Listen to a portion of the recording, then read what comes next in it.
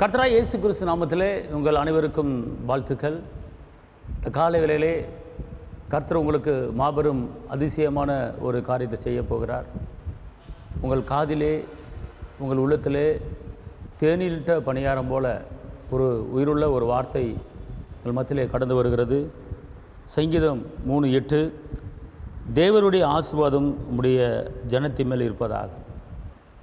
தேவனுடைய ஆசீர்வாதம் உடைய ஜனத்தின் மேல் இருப்பதாக. கவனிய, கர்த்தருடைய ஆசீர்வாதம் ஜனத்தின் மேல் இருப்பதாக. அதாவது அவர் சொல்கிறாரு, தேவன் இந்த பூமியிலே ஆசீர்வாதத்தை ஜனங்கள் மேலே கொடுக்குறேன் அப்படிங்கிறார். தேவன் இந்த உலகத்தில் இந்த பூமியை படைக்கும் போது, எல்லாத்தையும் படைக்கும் போது எல்லாமே நல்லது என்று கண்டு நன்மை படைத்தார், எந்த தீமையும் படைக்கலை.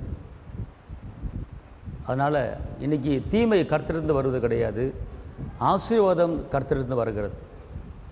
இன்றைக்கி அன்பின் ஆசீர்வாதம், சமாதானத்தின் ஆசீர்வாதம், செழிப்பின் ஆசீர்வாதம், ஞானத்தின் ஆசீர்வாதம், கிருபையின் ஆசீர்வாதம், வெற்றியின் ஆசீர்வாதம், விடுதலையின் ஆசீர்வாதம், ஜெயத்தின் ஆசீர்வாதம் உங்கள் மத்தியிலே கொடுக்க கர்த்தர் அவர் பிரியமாக இருக்கிறார். அதான் சொல்கிறார், தேவனுடைய ஆசீர்வாதம் உடைய ஜனத்தின் மேலே இருப்பதாக. அவருடைய ஆசீர்வாதம் நம்ம மேலே தான் இருக்கிறது.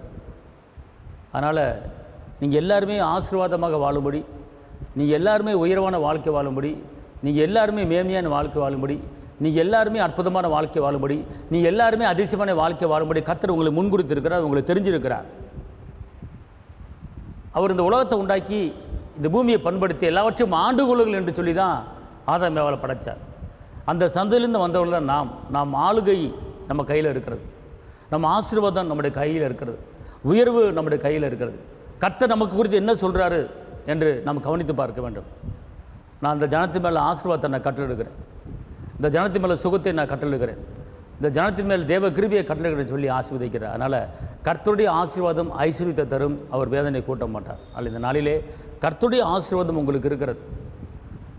எந்த மனிதனுடைய ஆசீர்வாதம் உங்களுக்கு இல்லை, கர்த்தருடைய ஆசீர்வாதம் உங்களுக்கு இருக்கிறது. அவர் உங்களை பலப்படுத்தி சகாயம் பண்ணி நீதியின் வழக்காலத்தில் உங்களை தாங்குவார்.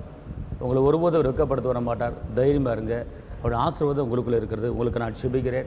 தகப்பனை இயேசுவே, நன்றியோடு துதிக்கிறேன், ஸ்தோத்திரிக்கிறேன்.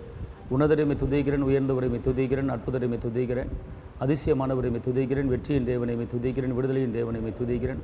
அப்பா, அந்த வேலையில் உடைய மகிமையின் கரம், உடைய கிருபையின் கரம், உடைய பலத்தின் கரம் கூட இருப்பதாக.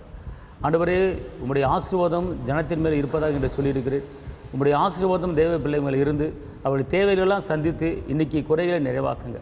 இன்றைக்கி எந்த எதிர்பார்ப்போடு உடைய பிள்ளைகள் இருக்கிறாங்க, எந்த தேவைகளோடு உங்கள் பிள்ளைகள் இருக்கிறாங்க, எதை வாஞ்சித்து உடைய பிள்ளைகள் இருக்கிறாங்க. ஒருவேளை சுகத்தை வாஞ்சிக்கிறாங்களா, ஐஸ்வர்யத்தை வாஞ்சிக்கிறாங்களா, அன்பை வாஞ்சிக்கிறாங்களா, சமாதானத்தை வாஞ்சிக்கிறாங்களா, அந்த காரியங்கள் எல்லாவற்றையும் இன்றைக்கி உங்களுடைய பிள்ளைகளுக்கு யாராருக்கு என்னென்ன தேவையோ அந்த தேவையில் இன்றைக்கி கொடுத்து உடைய பிள்ளைகளை ஆசீர்வதித்து பெருக பண்ணுங்கள். கிருபை கூட இருப்பதாக. இயேசுவின் நாமத்தில் பிதாவே, ஆமென். கர்த்தர் உங்களை ஆசீர்வதிப்பார். அல்லேலூயா.